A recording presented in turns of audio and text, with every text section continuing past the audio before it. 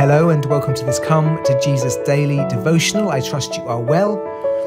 This week in our Luke series, we've been reflecting on the account of Mary and Martha, and I hope you found this helpful. And if you have, please do feel free to pass on these devotionals to other people.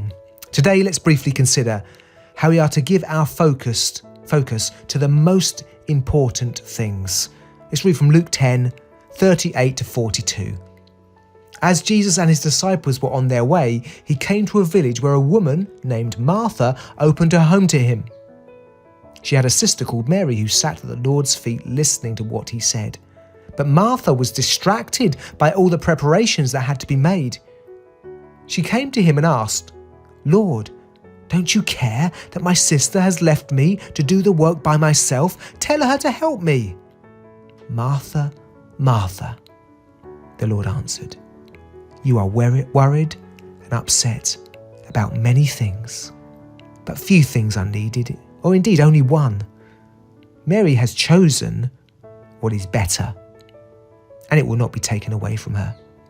Today's lesson: if we are to make listening to Jesus our priority, we must say no to other less important things. If we are to make listening to Jesus our priority, we must say no to other less important things.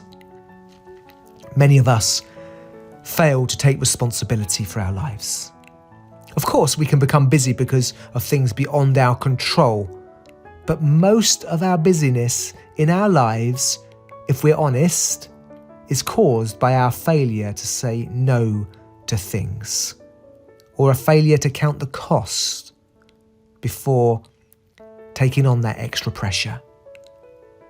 Every yes is a no to something else, and for reasons that it's hard to fathom, it's often our family, friends, health, and our relationship with God that are compromised as we take on more and more responsibility and hours at work, for example. You may have heard, "No one said on my deathbed, I wish I'd spent more time in the office." Or to bring this up to date, "I wish I'd had more Zoom meetings at work." I'm so far from being an expert on time management that I'm reluctant to say anything, but I do know that the art of time management is to never allow what is most important to be at the mercy of what is least important or less important. I'll say that again. The art of time management, I believe, is to not allow what's most important to be at the mercy of what is less important. This week's text about Mary and Martha makes it clear that sitting at Jesus' feet and listening to him is most important. Jesus corrects Martha's complaint with these words: "You are worried and upset about many things, but few things are needed, or indeed only one. Mary has chosen what is better, and it will not be taken away from her."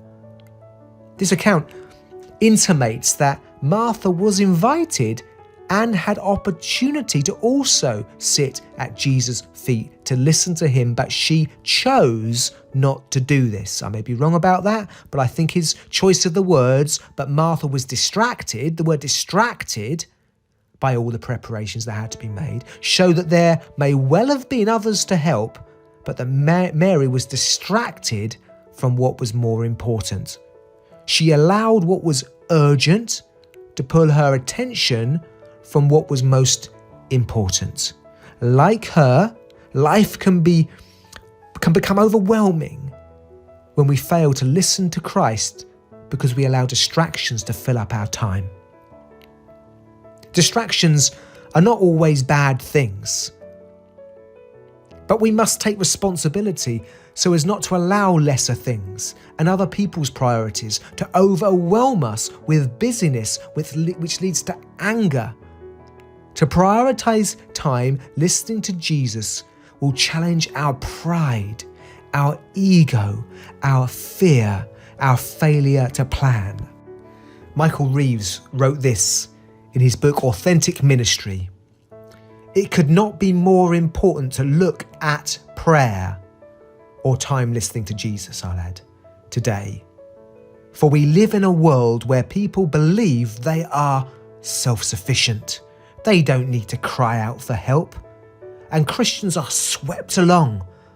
We're becoming like busy Martha, doing our many tasks, but failing to sit with Mary at Jesus' feet. But without prayer or listening to Jesus, Christians are hollow. For prayer is the mark of Christian integrity. I'm sure we can see there, self-sufficiency is at the heart of not listening to Jesus. Pride, lack of faith in Christ, lack of humility drives us to fail to sit at Jesus' feet. So in response, if we are to make listening to Jesus our priority, we must say no to other less important things. A great book on godly time management is Redeeming Your Time by Jordan Rayner.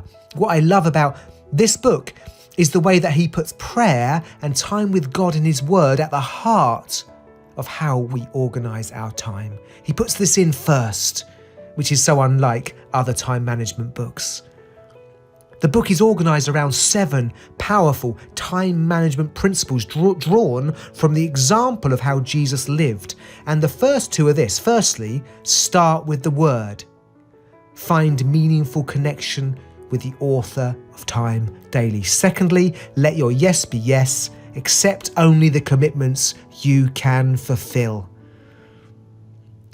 To quote Jordan Rayner in his book, Redeeming Your Time, to redeem our time in the model of our Redeemer, we must first know the author of time, his purposes for the world, what he has called us to do with the time he has given us.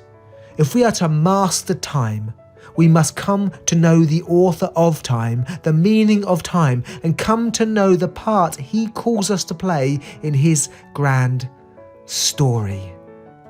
Friends, if we're going to live our lives productively, in a rewarding fashion, like Mary, let's sit at Jesus' feet. Let's learn from him. And let's make doing this our number 1 priority. God bless you.